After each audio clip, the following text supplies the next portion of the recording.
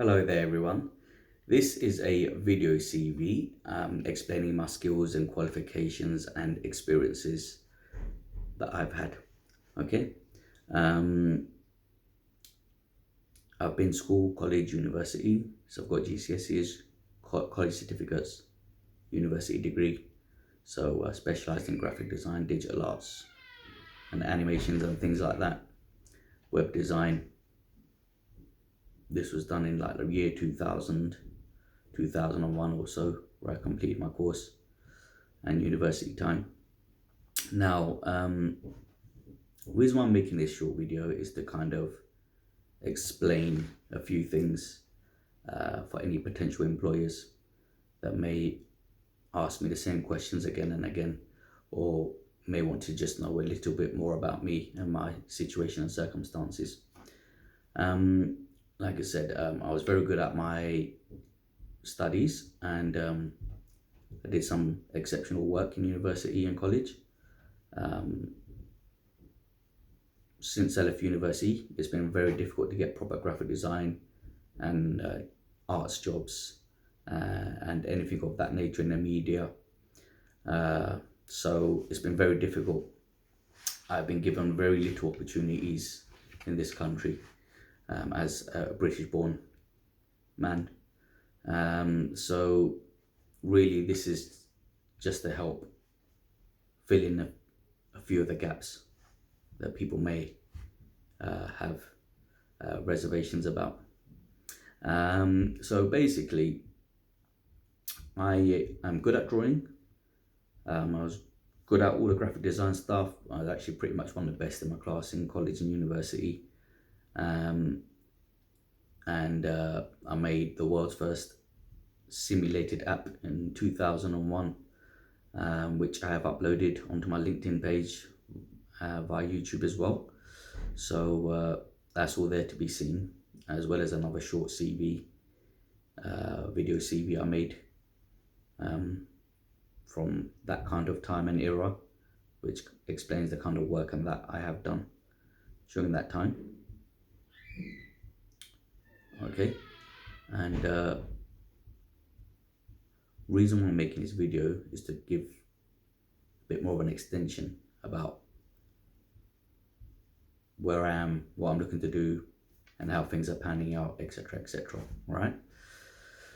So I've had plenty of experiences in customer service jobs, Iceland to Sony Centre to Curry's, to being a car audio fitter at Halfords, to helping developing games for Sega, and then I did some jobs where I helped make DVDs that the public and consumers buy out there in the shops. I was involved with that, and the UMD discs for the PlayStation Portable, etc. during those times, and Blu-ray, early development of Blu-ray technology and the discs that we were working on for the film producers, etc. and the film houses, right? So again, all great experiences up until that point, let's say, of disciplines to do with my degree, and some not so much with my customer service jobs in Sony Centre and Curry's and things like that.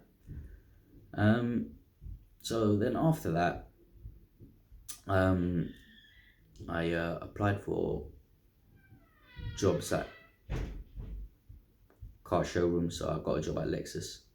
I was a logistics manager there, Lexus Croydon Purley Way, for just about 2 years nearly, from 2006 to late 2008. And really good at my job, really liked the product, really got involved with it, had a lot of good experiences there in general in terms of working experiences, like with the levels and standards I was capable of delivering there, and how the customers would gravitate towards me, and how my colleagues were also drawn to me and my methods and way of working, which obviously we all worked together and we helped improve the whole site as a whole, right? And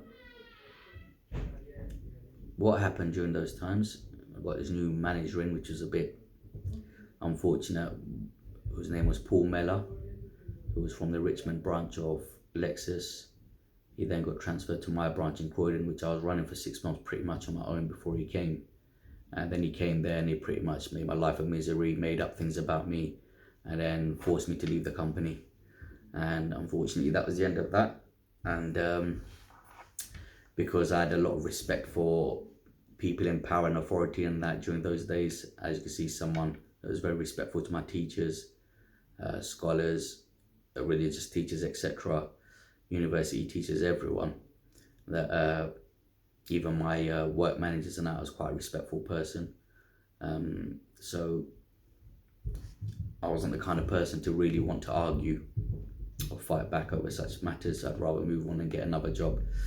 Unfortunately, I should have maybe protested a little bit more on the way I was treated at that point, but I didn't realise how dark this was and how much people had it in for me for being actually good at my job and being skillful, well presented, etc., well spoken.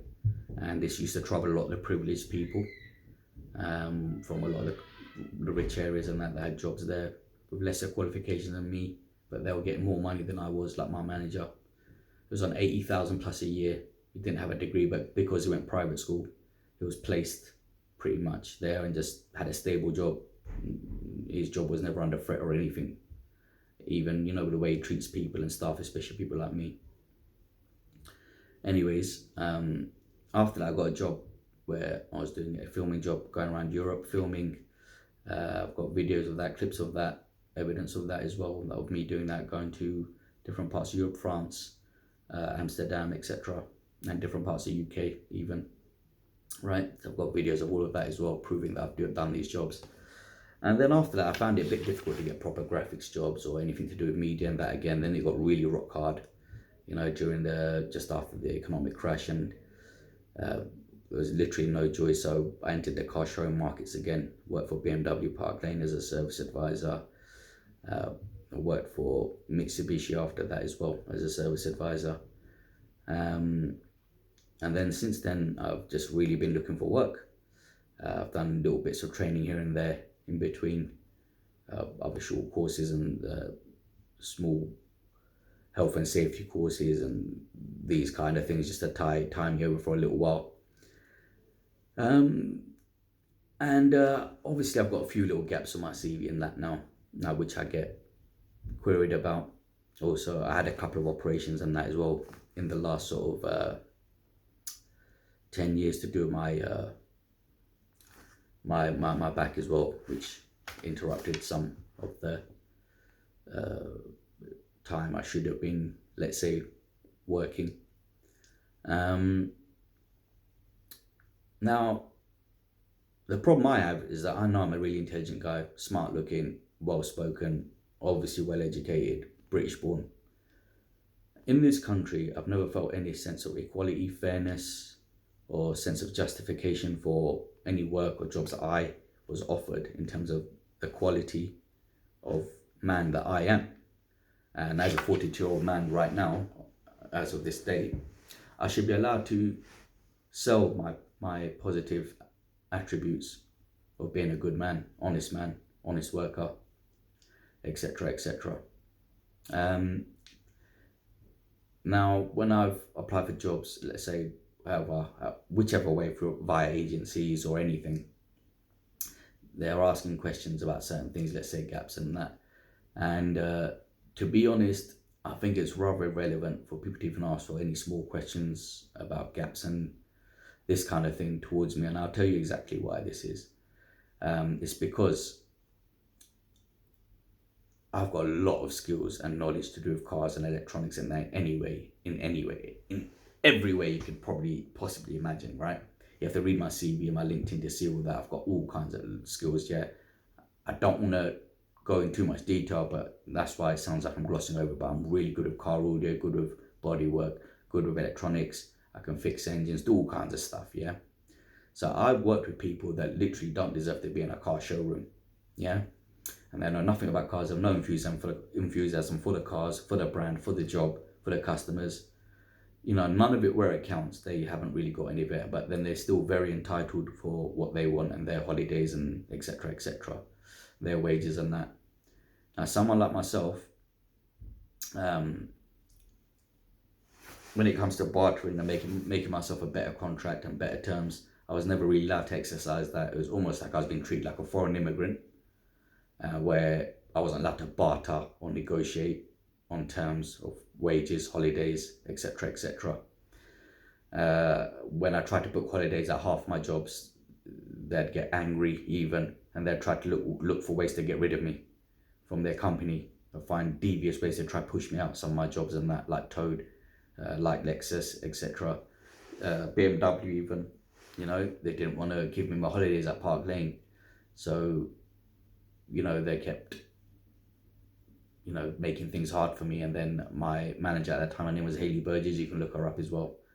One time she cried down the phone to me, says, Amir, if you keep insisting on taking these holidays and that, yeah, I'm going to lose my job and that. This is what she said to me. So you don't need to be informed that this is what's going on in practice out there, you know.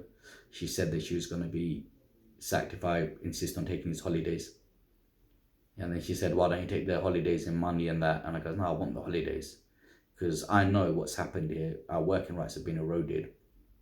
And what they want people like us to really work every day of the year, but they don't want us to know that they want us to work every day of the year. They want us to say yes to the job, get us into the job, want us to work our bones to the ground. Yeah, they want us to work ourselves to death like that. And when it comes to booking our holidays, happen to be in half my job workplaces.